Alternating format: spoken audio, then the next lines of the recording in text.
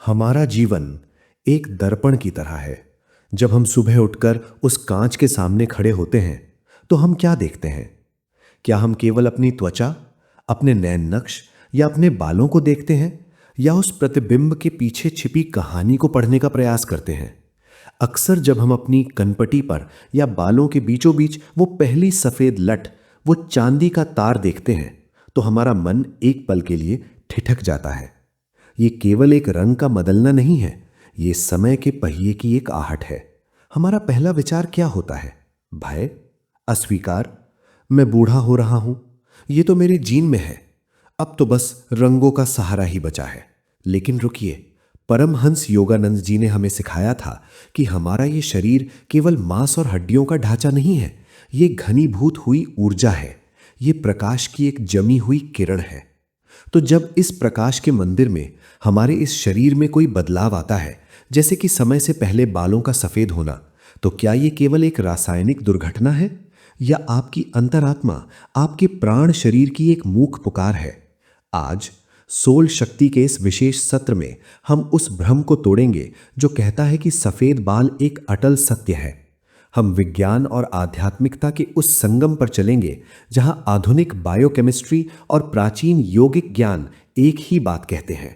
आज हम बात करेंगे उस लुप्त तत्व की, उस दिव्य पोषण की जिसकी कमी से आपका शरीर अपना स्वाभाविक तेज खो रहा है। यह यात्रा केवल काले बालों को पाने की नहीं है, यह अपनी खोई हुई ओजस शक्ति हो पुनः प्राप्त करने की है। क्या आप अपने शरीर की भाषा समझने के लिए तैयार हैं? जरा सोचिए, जब आपके बगीचे में किसी पौधे की पत्तियां पीली पड़ने लगती हैं, तो क्या आप उन पत्तियों को हरे रंग से रंग देते हैं? नहीं, आप जानते हैं कि समस्या पत्ती में नहीं, जड़ों में है। शायद पानी की कमी है, शायद धूप की, या शायद मिट्टी में पोषण नहीं है। ठीक उसी तरह जब हम बाजार से हेयर डाई लाते हैं तो हम केवल उस पीली पत्ती को रंग रहे होते हैं। हम लक्षण से लड़ रहे हैं, मूल कारण से नहीं।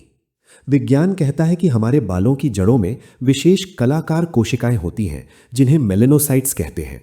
ये नन्हे चित्रकार हैं जो मेलेनिन नामक स्याही बनाते हैं।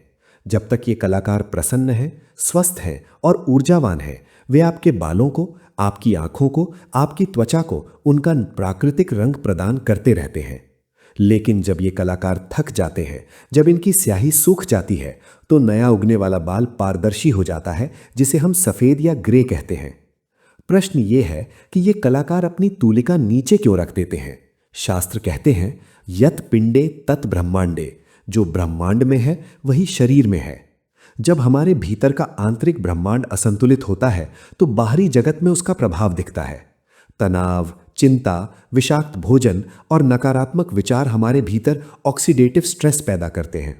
योग की भाषा में कहें तो ये हमारे भीतर अग्नि का असंतुलन है जो हमारे सोम को, यानी शीतलता और पोषण को जला देता है। ये सफेद बाल, विशेषकर जब ये समय से पहले आए, तो ये कोई सजा नहीं है, ये आपके शरीर की एक प्रार्थना है। ये कह रहा है, हे आत्मन, मुझे पोषण की आवश्यकता है, मुझे वो तत्व नहीं मिल रहा जो मेरे अस्तित्व के लिए अनिवार्य है।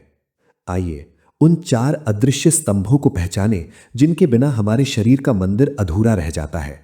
आधुनिक विज्ञान ने इन्हें विटामिन्स और मिनरल्स का नाम दिया है, लेकिन अगर हम गहराई से देखें तो ये प्रकृति की ही शक्तियां हैं। सबसे पहला और सबसे महत्वपूर्ण विटामिन B12, इसे एंटी ग्रे हेयर विटामिन भी कहा जाता है। आध्यात्मिक दृष्टि से देखें तो रक्त हमारे शरीर में प्राण का वाहक है। B12 वो शक्ति है जो लाल रक्त कोशिकाओं के निर्माण में मदद करती है। ये सुनिश्चित करती है कि ऑक्सीजन, जो कि जीवन श्वास है, शरीर के हर कोने तक, बालों की जड़ों तक पहुंचे।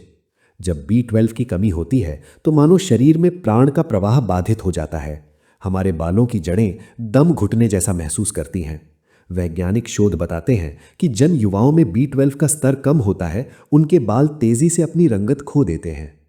परमहंस योगानंद जी कहते थे कि हमें भोजन से ऊर्जा मिलती है, लेकिन उस भोजन को पचाने और उससे शक्ति निकालने के लिए भी इच्छा शक्ति और पाचन अग्नि चाहिए।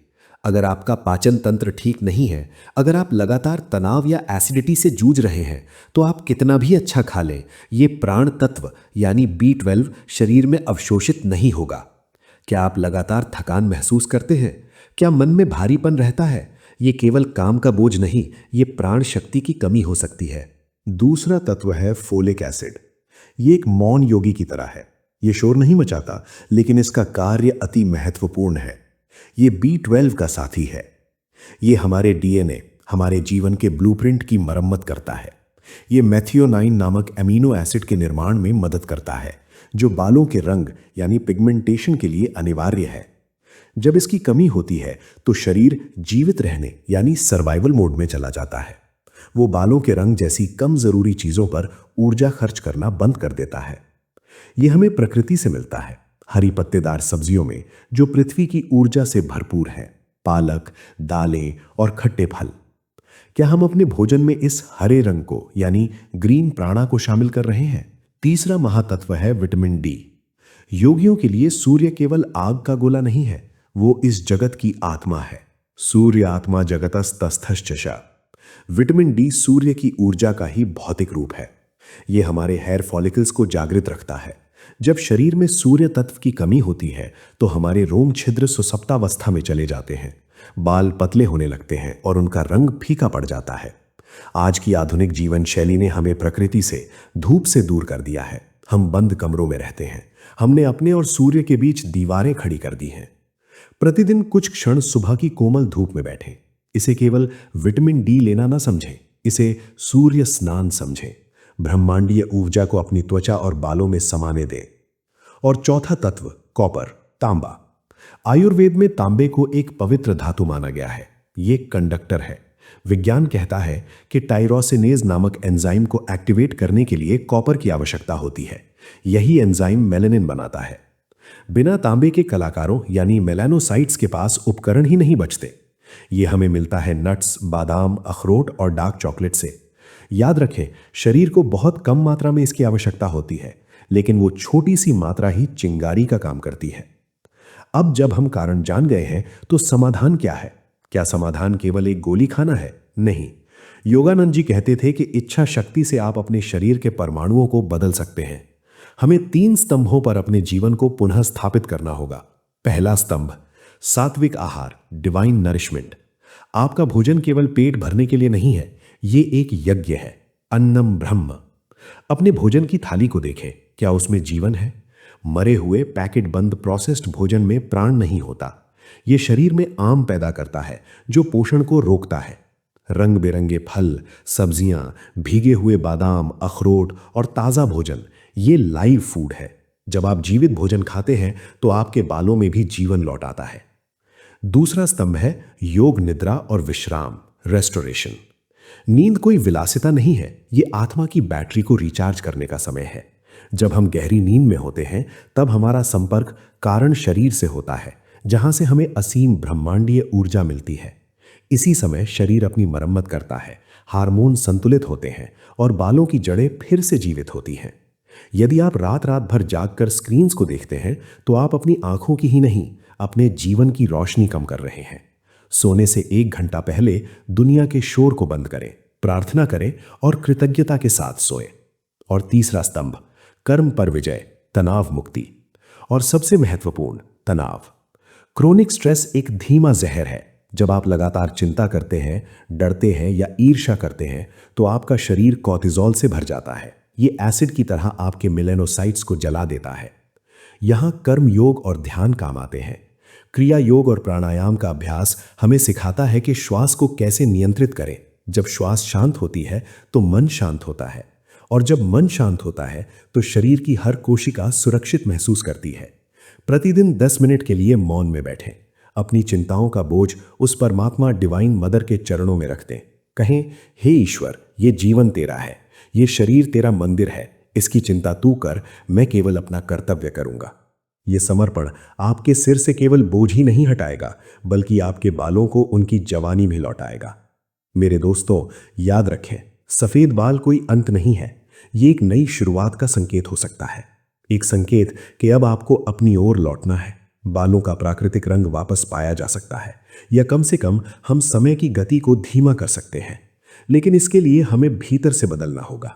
ये यात्रा एक गोली खाने से शुरू नहीं होती, ये आत्म प्रेम से शुरू होती है।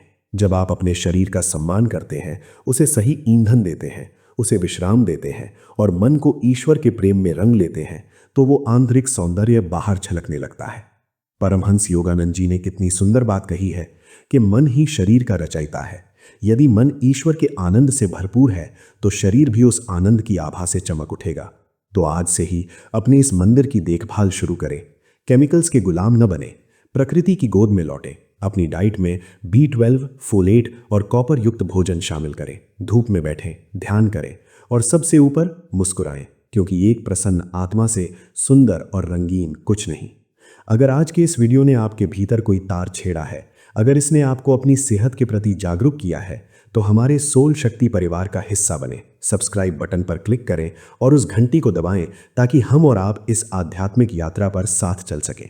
हमें कमेंट्स में बताएं, बालों या सेहत से जुड़ा कौन सा ऐसा मिथक था जिसे आप अब तक सच मानते थे। आपका अनुभव दूसरों के लिए प्रेरणा बन सकता है। तब तक के लिए अपने भीतर की शक्ति को पहचानें। प्रणाम।